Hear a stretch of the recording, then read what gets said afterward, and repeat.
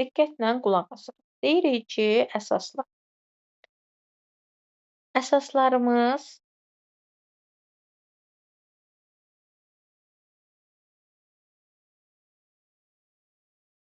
metal atomu və yaxud da NH4 müsbət ionu, yəni amonium ionunun OH ilə, yəni hidroksil qrupu ilə birləşməsindən əmələ gələn mürəkkəb maddələrə deyilir.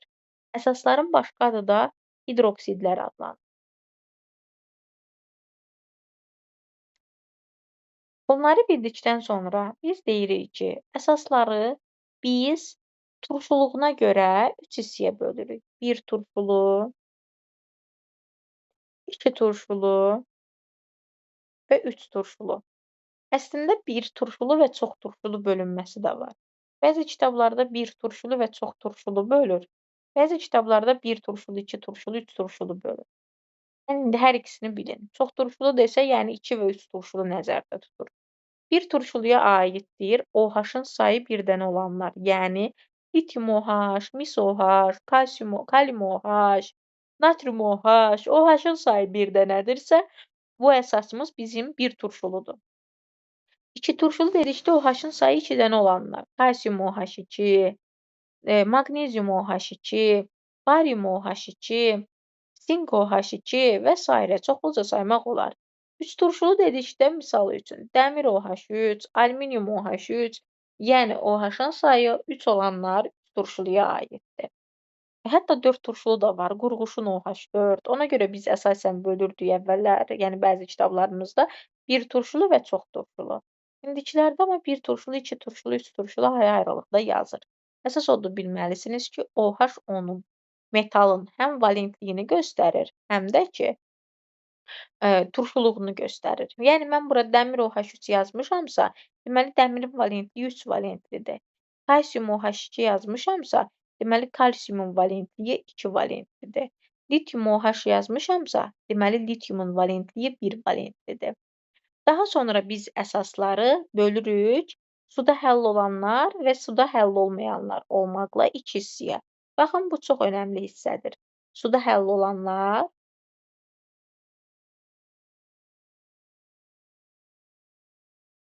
və suda həll olmayanlar.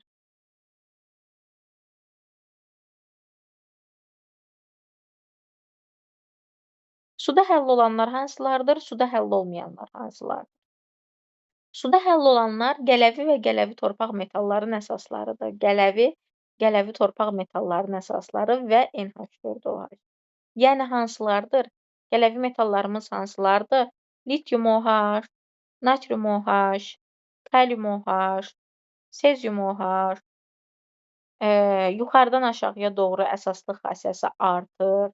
Ən güclüsü sezium OH-dır, ən zəifi litium OH-dır. Bunları da bilməliyik. Daha sonra gələvi torpaq metallarının əsasları kalsium OH2, barium OH2 və stronsium OH2. Bunlar da suda həll olanlara aiddir. Gələvi və gələvi torpaq metallardan başqa bir də NH4OH-ımız suda həll olanlara aiddir. Digər metalların hidroksidləri, yəni əsasları isə suda həll olmayanlara aiddir. Yəni misal üçün mis OH2, dəmir OH2, dəmir OH3 və s. Suda həll olanlar parçalanmır. Amma suda həll olmayanlar parçalanır. Suda həll olanlardan təkcə NH4OH, yəni naşatır spirtidir ki, parçalanır. Naşatır spirti amoniakın suda məhluludur. NH4OH birbaşa parçalanır amoniaka və suya. Suda həll olur və parçalanır. NH4OH-dan başqa digər suda həll olanlarımız, yəni gələvi və gələvi torpaq metallarımızın əmələ gətirdiyi əsaslara biz gələvilər deyirik. Gələvilərimiz parçalanmır. Suda həll olurlar, amma parçalanmırlar. Digərləri isə suda həll olmur, amma parçalanırlar. Bunları nə etməliyik? Qəşəngcə anlayıb başa düşməliyik. Gəlirik indi bu suda həll olmayanlar necə parçalanır? Misal üçün deyirəm alüminium OH3. Siz bilməlisiniz ki, əsaslar parçalandıqda uyğun oksidini və suyu əmələ gətirir. Alüminium neçə valentlidir? 3 valentlidir. Dedim, nə əmələ gətirir? Oksidini əmələ gətirir. Ona görə alüminiumun üstünə 3 valentli yazıram, oksigenə də 2 valentli yazıram. Onda formul necə olacaq? Alüminium 2O3 və su əmələ gəlib, plus su. Və yaxud da mis OH2 parçalananda nə verir?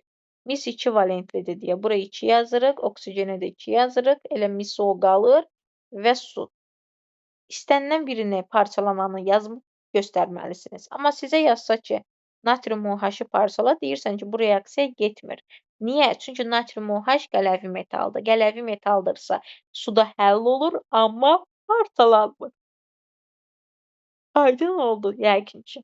Deyirik ki, əsaslarımız, əsasən də suda həll olan əsaslarımız lakmusun rəngini dəyişir. Əsaslarımız lakmusun rəngini göy rəngə boyayır, turşularımız isə qırmızı rəngə boyayır.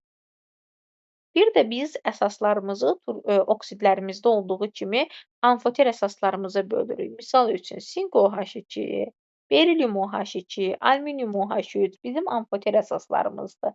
Yəni, ikili xəssə daşıyan əsaslarımızdır ki, həm turşu ilə, həm də əsas ilə reaksiyaya girirlər.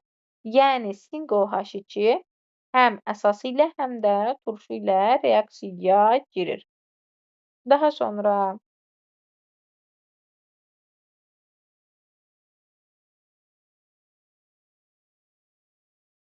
bunları dedik.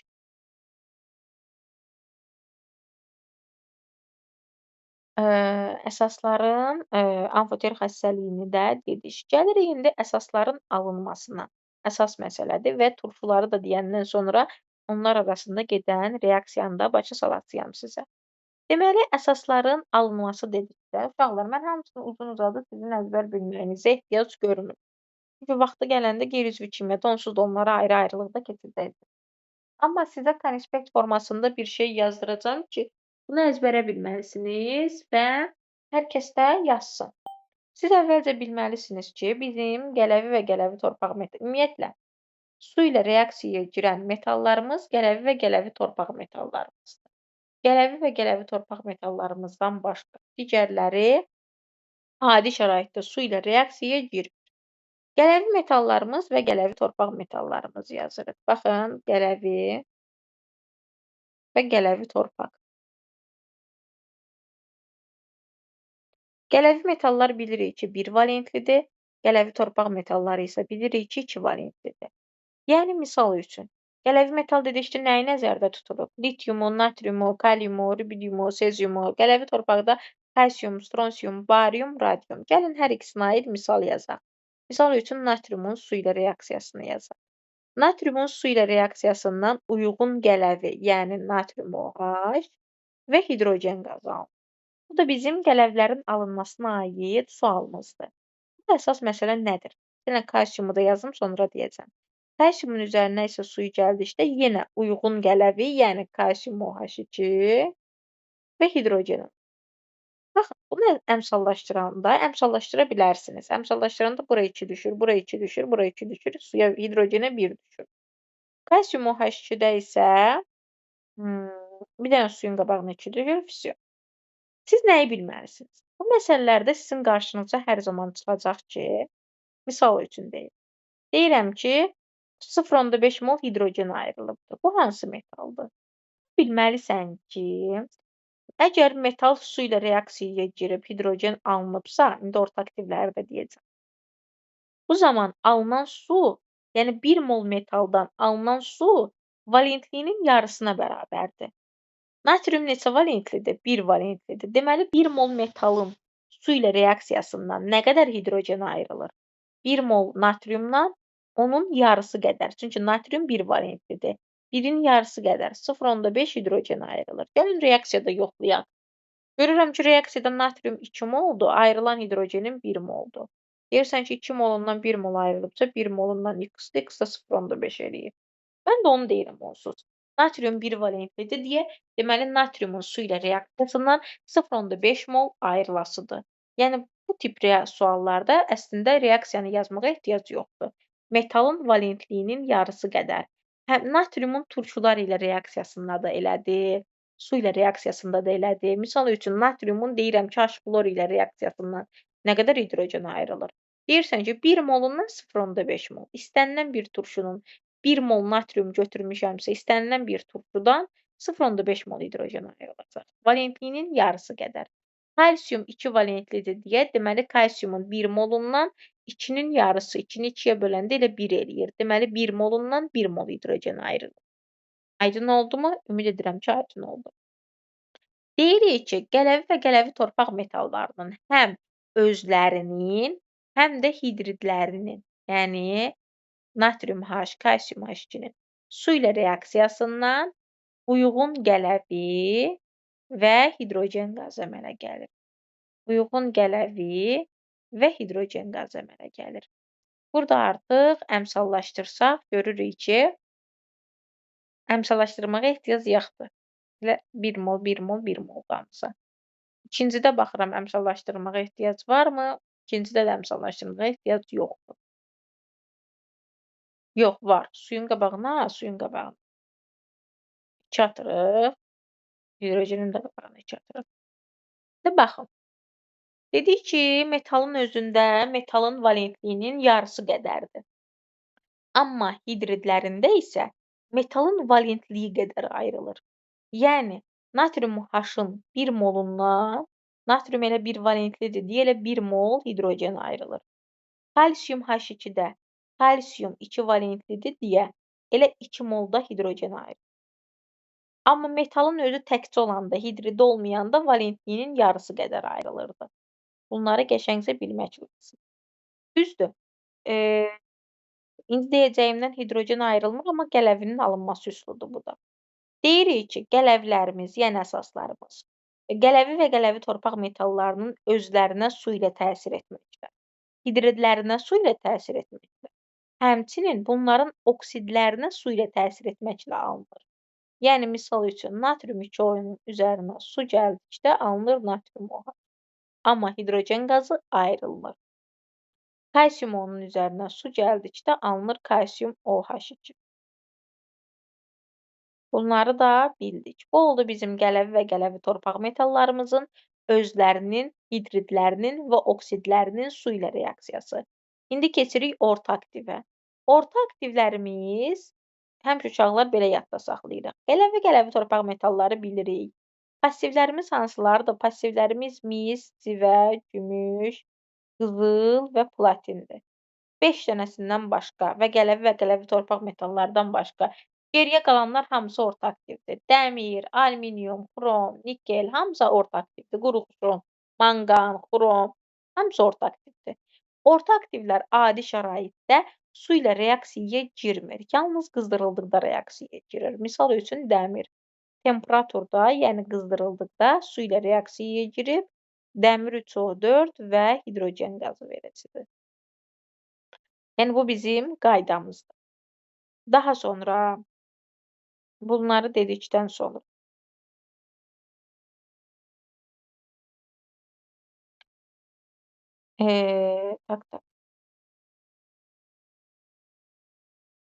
burada da yenə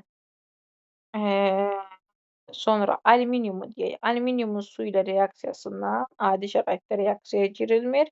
Yalnız qızdırıldıqda reaksiyaya girir. Bunları da bildik. Orta aktiv metallarının oksidləri, ümumiyyətlə hidridlərindən söhbət eləmirik. Oksidləri də su ilə reaksiyaya girmir. Passiv metalların isə nə özləri, nə də oksidləri su ilə reaksiyaya girmir. İstəyirsən qızdır, nə edirsən et, su ilə reaksiyaya girməyəcək. Bu da oldu bizim əsaslarımızın alınma reaksiyaları. İndi sizə turşularda deyirəm. Turşuları deyəndən sonra turşular ilə əsaslar arasında baş verən reaksiyaları başa salasıyam.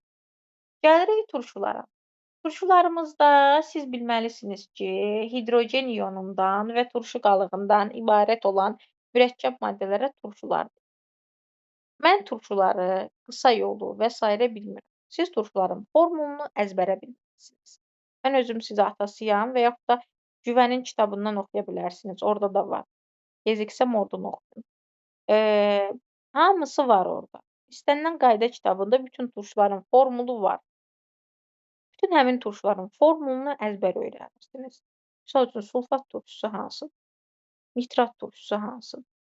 Nə bilim, karbonat turşusu hansıdır? Hamısını əzbər öyrənirsiniz. Turşularda əsas məqam budur ki, siz turşuları əzbər öyrənəsiniz. Mən indi onları bir-bir yazmıram. Gecədir, vaxtımız çox getməsin. Diqqətlə qulaq asırsınız siz qaydasına. Turşuların qaydası əslində çox azdır. Əsas məsələ nədir? Turşuların formulunu əzbər öyrənəsiniz. Yadınızda saxlayırsınız ki, bizdə hidrogenin sayı bizə turşunun əsaslığını göstərir. Yəni, misal üçün, H3PO4-dürsə, nə qədər turşusu var? Hidrogeni var. 3 dənə hidrogeni var. Deməli, bu neçə əsaslı turşudur? 3 əsaslı turşudur. H2SO4-də hidrogenin sayı nə qədərdir? 2 dənədir. Deməli, neçə əsaslı turşudur? 2 əsaslı turşudur. Turşulardan bəzi turşularımızın qrafik formulunu bilmək lazımdır. Sulfat turşusu, nitrat turşusu, karbonat turşusu, H3PO4. Baxaq, sulfat turşusunun qrafik formulunu gəlin çəkək. Yadınızda saxlayın. Hidrogenlər həmişə oksigenə birləşir turşularda.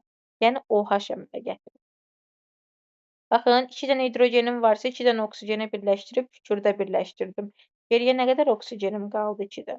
Deməli, sulfat turşusunun qrafik formulu budur.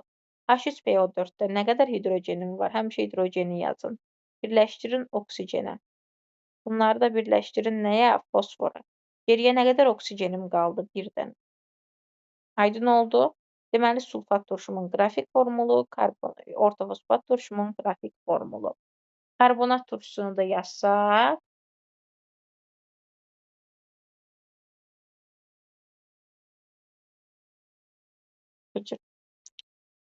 Daha sonra deyirik ki, turşularımızın əsaslığını dedik. Bizim 2 dənə turşumuz istisna halımızdır. Hansılardır? H3PO2 və H3PO3. Fosfit və hipofosfit turşularımız. Bizim istisna hallarımız. Bu zaman hidrogenin sayına baxmırıq. Səbəbi nədir? H3PO3-ümüz hidrogenin sayı 3 olmasına baxmayaraq 2 əsaslı turşudur. Deməli, onda hidrogenin oksigenə 2 dənəsi birləşibdir. Hidrogenin geriyə 1 dənəsi qaldı ya. Baxın, o gəlib fosfora birləşibdir. Fosfit turşusunun qrafik formulu budur. Yadınızda saxlayın. Əsaslıq bizdə əvəz oluna bilən hidrogen atomunun sayını göstərir. Hidrogen atomu da yalnız oksigenə birləşən hidrogen atomu əvəzlənə bilir. Burada fosfit turşusunda hidrogenin biri birbaşa fosfora birləşibdir deyə o əvəzlənə bilmir. Ona görə deyirik biz bu 2 əsaslı turşudur. H3PO2-də isə bir əsaslı turşudur, düzdür. Deməli, oksigenə birləşən 1 dənədir. Geriyə qalan 2 dənəsi elə birbaşa hidrogenə birləşibdir. Fosfora birləşibdir. Ona görə də əvəzlənə bilmir. Əvəzlənə bilmir deyə ona biz bir əsaslı turşu deyirik. Aydın oldu mu? Ümid edirəm ki, bunlar sizə aydın oldu. Turşularımızdan ən qüvvətlisi biz deyirik ki, sulfat turşusudur. Ondan sonra 3 dənə var ki, HNO3, H3PO4 və H-fluor. Bunlar eyni qüvvətliliyə malikdir. Sonra gəlir sirkə turşusu, karbonat turşusu, sulfit və s. Mənə əsas bax bu 4 dənə lazımdır. Siz bu 4 dənəni biləndən sonra davamını da deyə bilirsiniz. Sənə bilməlisən ki, sulfat turşusu ən qüvvətlidir. Sulfat turşusunu heç bir turşu duzundan çıxarda bilmir. Yəni, mən bura yazsam natrium 2SO4 plus H-fluor bu reaksiya getməz. Çünki H2SO4 ən qüvvətlidir. Onu duzundan çıxarmaq olmur. O vaxt reaksiya gedə bilər ki, reaksiya nəticəsində çöküntü alınsın. Misal üçün necə? Nitrat, H3PO4, H-fluor. Üçü də eyni qüvvətlidir, bir-birini çıxarda bilmirlər. Amma mən bura yazsam gümüş nitrat plus H-fluor. Xlor ilə gümüş çöküntü verir axı. Çöküntü verir deyə buradan alınır gümüş xlor və HNO3. Çöküntü alınır deyə reaksiya axıra qədər gedir deyə reaksiya nəticəsində çöküntü alınırsa turşu bir-birini çıxarda bilir. Artıq orada qüvvətlilik sırasına baxmırsınız. Amma belə normalda sulfat turşusunu heç bir turşu çıxarda bilmir. Nitrat, H3PO4, H-xlor da bir-birini çıxarda bilmir. Özlərindən sonrakıları çıxarda bilirlər. Bu oldu bizim sulfat turşularımızın qüvvətlilik sırası. Bunlara da baxacaqsınız. Orada başqa indi turşuya aid nəsə varsa, qeyd eləməmişəmsə, gələn dəfə də qalan nəsə olsa izah edəcəm. Gəlirik indi əsas məsələ. Turşularımızın əsaslar ilə olan reaksiyalarını. Yadda saxlayırsınız ki, baxın, əsaslara və turşulara aiddir. Mən bura yazsam natrium OH. Duzlar dərsini keçəndə görəcəksiniz. OH bizə əsasi duzu verir. Yadınızda saxlayın ki, OH-ın sayı bir dənə olan, yəni natrium OH, kalium OH, sezium OH heç vaxt əsasi duz vermir. Həmçinin də hidrogenin sayı bir dənə olan H-xlor, HNO3 heç vaxt turş duz vermir. İndi sual düşəcək sizə. Turş duz əmələ gətirməyən turşular hansılardır? Bir əsaslı turşulardır.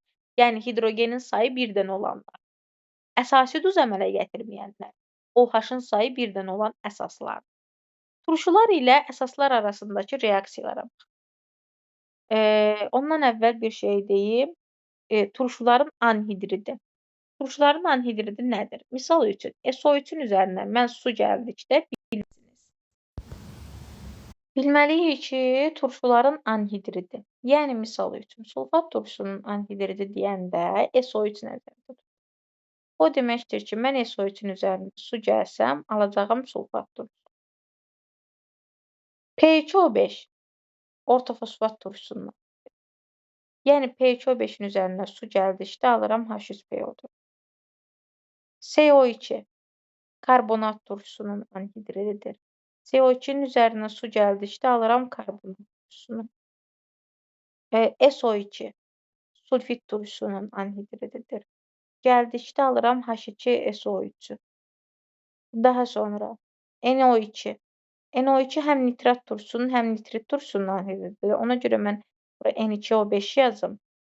Su ilə reaksiyaya girəndə alınır HNO. NO2-ni yazsam, üzərinə su gəlsəm, burada həm HNO3 alınır, həm HNO2 alınır. Daha sonra N2O3 su gəlsəm üzərinə birbaşa HNO2 alınır. Daha sonra, yəni bu cür anhidridlərimiz var. Üzərinə su gəldikdə uyğun turşunu alırıq.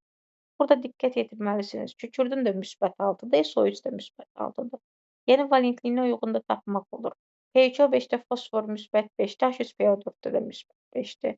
Karbon O2-də müsbət 4-dür, bu da 4-dür. Bu da müsbət 4-dür, bu da müsbət 4-dür. Yəni anhidraddakı mərkəzi atomun oksidləşmə dərəcəsi və valentliyi turşudakı mərkəzi atomun oksidləşmə dərəcəsi və valentliyinə uyğundur. Nəhayət gəldim, sizə bir dənə əsaslarla turşular arasındakı reaksiyaları da başa salım və onunla bitiririk. Deyirəm ki, misal üçün əsaslarımızdan natrium OH. Ən sadəsi ilə başlayıram. Üzərinə gəlirəm H-xlor. Bunlar arasında gedən reaksiyada bilməlisiniz ki, mən bunları neçənin neçəyə nisbətdə götürsəm, birini 10 mol, digərini 20 mol da götürsəm, normal duz alınır. Yəni turş əsasi duz alınır.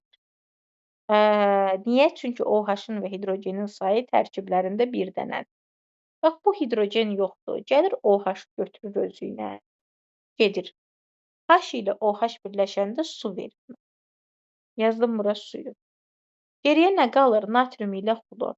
Natrium ilə də xlor birləşərək natrium xlorid gətirir. Turşu ilə əsas arasında gedən reaksiyaya biz neytrallaşma reaksiyası deyirik. Neytrallaşma reaksiyası mübadilə reaksiyasının bir növüdür. Daha sonra deyirəm ki, natrium OH plus H2SO4. Əsas məsələ burada başlayır. OH-ın sayı bir dənədir, yadınızda saxlayın. Bir dənə OH, bir dənə hidrogeni ilə birləşir hər zaman. O OH gəlib hidrogenin birini götürəcək. Geriyə bir dənə hidrogen artıq qalacaq. Onda yenə əmələ gələcək H2O. Geriyə qalan bir dənə H gedir, qalır HSO4. Onda həmin natrium ilə HSO4 birləşir. Və reaksiya bu cür olur. Yox, əgər mən natrium OH-ı 2 mol götürsəydim, artıq onda normal duz almasıydı. Çünki artıq mənim 2 dənə OH-ım, 2 dənə hidrogenim olur deyə, hidrogen ilə OH-ın sayı bərabərdirsə normal duz alır. Bu da artıq almasıydı 2 mol su 2 dənə natrium var deyə natrium 2 və SO4. Yəni natrium 2, SO4. Deməli, buradan nəticə olaraq çıxardırıq. OH ilə hidrogenin sayı bərabərdirsə normal duz alınır. İndi keçəcəyik bunların hamısını. İndidən prosta məlumat üçün deyirəm. Duzlar dərsində bunları bir-bir yenə işləyəcəyik. OH-ın sayı hidrogenin sayından çoxdursa əsasi duz, hidrogenin sayı OH-ın sayından çoxdursa turş duz alınır. Baxın, bir neçəsinə yenə baxın. Misal üçün deyirəm, natrium OH plus H3PO4. Buradan nə alınır? OH-ın bir dənədir deyə gəlib hidrogenin birini götürə bilir. Onda reaksiya nəticəsində alınır natrium, burada 2 dənə hidrogen qalır deyə H2PO4 və su. Əgər mən natrium OH-ı 2 mol götürsəydim, 2 dənə hidrogeni götürəcəkdi. 3 mol götürsəydim, 3 dənə hidrogeni götürəcəkdi. Aydın oldu?